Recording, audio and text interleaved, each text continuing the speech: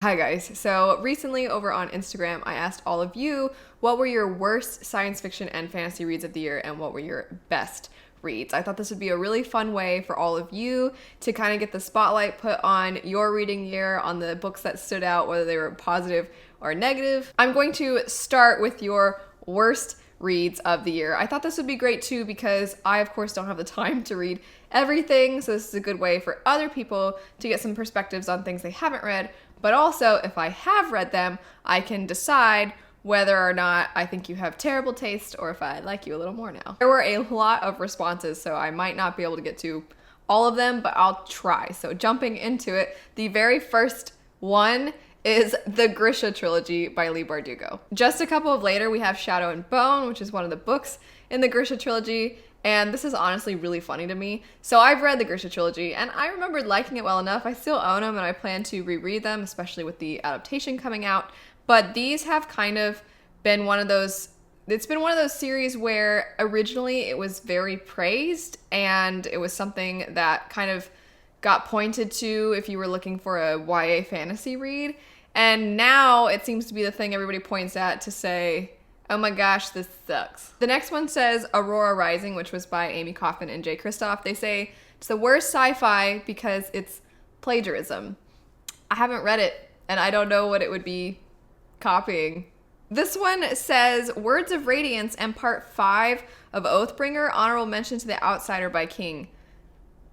Was that? I'm a little confused because did you mean those were best of? Not because of Sanderson. I know you guys know I love Sanderson. And I'm not being like, are you sure Sanderson could possibly be a worse read for you? It's just, if you didn't like Words of Radiance, I wouldn't think you'd have continued on to Oathbringer if you hated Words of Radiance that much. So, but if you did hate them, I'm very sorry for you. It's a lot of book to read if you're hating it. Another person said not worst, but The Blinding Knife. And then they also said Gunslinger. So I can't really comment on Gunslinger because I haven't read anything by him. But with The Blinding Knife, that's a book in Brent Weeks's Lightbringer series. And I wasn't a fan of the first one. So, I mean, I don't think it's the worst thing ever that I've, read or anything like that. But they just weren't for me for a number of reasons. But I still recommend them when people are looking for fantasy that's easy to get into and very magic based. I'm very curious why you didn't like The Blinding Knife. Is it bad that I want to know? I want the dirt. What was so bad about it? Because I didn't keep going with that series. Oh, this next one makes me sad. It's His Majesty's Dragon by Naomi Novik. This is the first book in the Temeraire series. I thought it was fun. This is another one that I read a while ago, so I'd be interested to see how I'd feel if I went back and reread it.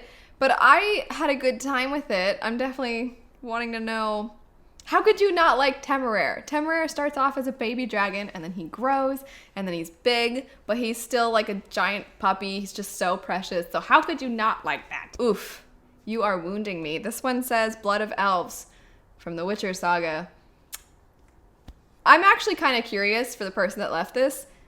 Did you start with the short stories, or did you start with Blood of Elves? Because I know the way that they are sold, they put one on the side of Blood of Elves. And so some people don't read the short stories, they go right into it, and then it's very disorienting, and the character relationships, they feel really underdeveloped if you haven't read the short stories, so I kind of want to know. Another person mentioned Witcher, and you did mention the short stories. You said The Last Wish and Sword of Destiny. I'm actually genuinely curious. Did you really feel that these two short stories were the worst that you've read? I'm wondering because I wouldn't keep reading. If something was the worst I had read that year, I wouldn't be like, but I'll read the next one. I don't want to assume though that every time it's a book that I like that it must have been an accident on your end. So if you really did hate those, I'm sorry you didn't enjoy them. This next one is really funny to me. It says Gardens of the Moon. I remember when I was doing the buddy read for the first one because I remember this person hating it in the buddy read. So it's really funny to me that it ended up being the worst for them. It said Gardens of the Moon. It was the worst first installment of a series ever. I have a very long non-spoiler review for that. If you are interested in seeing it, I can see where there is potential for the series to get to be very good. Steven Erikson, I think, knows what he's doing in that series and where it's going. But for personal enjoyment, I feel like buddy reading it with all of you was the most amount of enjoyment I got. Not really necessarily from the book itself. Oh man, this next one says Red Rising. Such a disappointment. Sad. I can't frown. So sad face. And I'm sorry you didn't like Red Rising. That's one of those series where I definitely really enjoyed it. I had a very strong connection to the opening of the first one, and then I liked the conclusion a lot. And when you can start a series really well and you can end a series really well and you can captivate me enough throughout the trilogy, I'm probably going to end up enjoying it, even if there are moments that I don't love. But I think this series is one that a lot of people who don't read a lot of science fiction, like myself, I primarily stick to fantasy, it's one that's very accessible. And so a lot of people who don't really read sci-fi pick it up. But from what I've seen, people who are hardcore sci-fi fans tend to not like it as much. So it's kind of, I'm not saying it's the fast food of science fiction in quality or anything like that, but I think in its being accessible to a lot of people, it's kind of like that. This next one says Nevernight. I read that one this year. I would definitely not say it was the worst thing I read this year. There was a lot about it that I really enjoyed, but ultimately there were certain things about the writing that I didn't love. The writing is very eccentric. I think that's the best way to put it. I don't even know if I'd say it was flowery, because most of the time I wouldn't describe it as beautiful. It's just very interesting ways to describe things and convey things, and the means that the story is told with is also interesting. There's footnotes and things like that. I didn't have it as a favorite of the year, but I also wouldn't say worst. However, if you are not into that writing style at all, I can see where it would just be cringy to you the whole time. Someone else said Last Wish. Witcher. It says The Last Wish. Monkey hiding. I didn't expect to be disappointed. Well, I didn't expect to be so disappointed reading these. I always feel really bad when you guys aren't into Witcher, but I also can kind of understand why. This next one I read way back at the beginning of the year. It's Kiss of Deception, and I started the next one because I enjoyed the first one enough to pick it up. So obviously I don't agree as far as it being worst of the year or anything like that, but I liked the first one enough, and I picked up the second one, and that main character just drove me up a wall. I couldn't stand her, and I've heard that she grows throughout the series, but I needed this girl to grow a little quicker. So the next one says Black Prism. I'm assuming you just read the first one and didn't like the first one. I'm very curious why you didn't like the first one, since I'm also not a fan. Oh, this next one is Harry Potter. Oh, I like this next one. It says, I hate to say it, but Fires of Heaven, which is the fifth Wheel of Time book. Maybe I'm just getting burnt out on Randland. I got burnt out on Randland in book 4, so welcome to the club. Oh no, this next one says Assassin's Quest, which is the third book in the Farseer trilogy. So this is surprising to me, because most of the time when people continue on, they end up loving that series. I've only read the first, and I didn't love it, but so many people have told me that it just gets better and better as it goes, that I'm definitely convinced and want to keep going. But dang, what about this made it the worst? This one's pretty funny to me. I haven't read this book, but my friend Jade from Bedtime Bookworm, she wasn't really a fan, so this one sticks out to me. It says, Wilder Girls. I thought a feminist fantasy horror book would be good. It wasn't. This one says, Wise Man's Fear, 1,000 pages of beautiful prose, but weak story. And I liked the first one. Dang, this next person says The Lies of Locke Lamora and The Name of the Wind.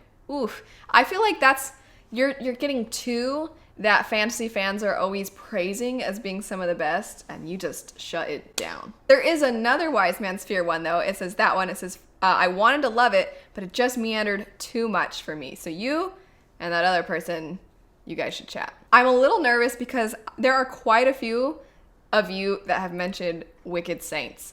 And I'm really curious if you guys can let me know without spoiling things what you didn't like about it, because I've seen really mixed things about those. I've seen some people love it, and then other people, the people that don't like it really don't like it. And I'm very curious as to why. This next one says The Dragon Republic. This is the sequel to the Poppy War by R.F. Kuang. I read the Poppy War. Man, that was one of those books that it was very hyped. And I went into it and I buddy read it with a lot of you. And I'm very happy so many of you ended up liking it. But that story for me, it started off really good. I liked it a lot. And then certain things happened and I was like, it's kind of losing me. And then later in the book, it sucked me back in a lot. And I thought, okay, yeah, this book's got me. It's going to be a new favorite. I'm loving it. And I did not like the last chunk. I think it was about 70 or 80 pages. I didn't like it at all. And it mostly had to do with the character, not the writing. I think I will definitely read other things that this author writes. But yeah, I didn't like that ending. This one's really funny to me. It says the 6th or 7th book of Wheel of Time. I gave up after that. I love that you're like the 6th or the 7th. Whatever. I have one more that I'm going to read and then we'll call it quits here. But this last one is from my husband because he hates this book. He hates it so much. And I think he just really wants somebody else to understand him because he only ever sees people praising it and he doesn't get it. And that would be Leviathan Wakes. He's obviously not here to speak for himself, but I have heard him speak about it a lot. And I can tell you, he didn't hate most of the book. He just really hated the ending. He thought it was absolutely ridiculous. He thought the leaps that were made were absurd and it just totally ruined it for him. So if you love that book, you can tell him in the comments, his name's Sean, spelled S-E-A-N. You can be like, hey, Sean, you're a loser. That book was great. Or if you really hated it, you can be like, you are not alone. That's it though. Let me know if you agree or very much disagree with the ones that were read. I'm so sorry for those of you who submitted an answer and I didn't get to it. Thank you so much though for participating. This was so much fun for me to see. Maybe a hint painful for all of you that kept mentioning Witcher. Anyway, thanks so much for watching. I hope you all have a great rest of your day and I'll see you later.